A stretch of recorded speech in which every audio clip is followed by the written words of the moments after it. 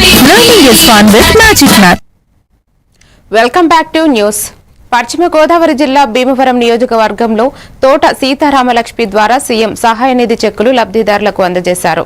ఈ రోజు 44 మందికి 27 లక్షల రూపాయల ఆర్థిక సహాయం పంపిణీ చేయగా నియోజకవర్గంలోని గ్రామాలు వార్డుల దరఖాస్తుల ఆధారంగా సుమారు ₹1 కోటి చెక్కులను ఇప్పటికే పంపిణీ చేసినట్లు టీడీపీ రాష్ట్ర కోశాధికారి తెలిపారు. ఈ కార్యక్రమంలో స్థానిక నేతలు, కార్పొరేషన్ చైర్మన్లు, కార్యకర్తలు పెద్ద సంఖ్యలో పాల్గొన్నారు. ఈ రోజున బట్టి చూసుకుంటే 44 మందికి మరి ఆరోగ్యశ్రీలో వాళ్ళకి ప్రతి ఒక్కరికి కూడా ఏదో రకాల ఆరోగ్యం, ఎందుకంటే వాళ్ళకి ఆపరేషన్ కావచ్చు, క్యాన్సర్ కావచ్చు, వాళ్ళ ఆరోగ్యం కోసాన్ని ఈ అమౌంట్ ముఖ్యమంత్రి సహాయ నిధి కూడా ఇవ్వడం జరుగుతుంది. ఎందుకంటే ఇది మన టౌనే కాదు, ముఖ్యంగా టౌన్, రూరల్, వీరవసరం మండలం 3 కూడా కవర్ అయింది. 44 అప్లికేషన్లు మరి ఇవ్వడం జరిగింది.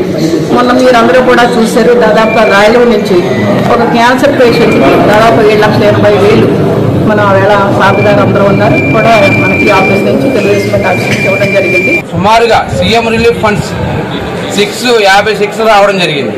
తోట సీతారామలక్ష్మి గారి ఆధ్వర్యంలో ప్రతి క్షణము కూడా కార్యాలయం తెలిసి ఉంచి కూడా ప్రజలకు సేవ చేయాలని ముఖ్య ఉద్దేశంతో ఏదైతే నారా చంద్రబాబు నాయుడు గారు ఇంటికి పెద్ద కొడుకుగా ఉంటారని హామీ ఇచ్చారో ఆ హామీ ప్రకారం ఇవాళ తోట సీతారామలక్ష్మి గారు హామీని నెరవేరుస్తూ నిజామవర్గ కార్యాలయంలో ఇంచుమించుగా ఇప్పుడు దాకా ₹1 కోటి పైగా కూడా చెక్స్ ఇవ్వడం జరిగింది.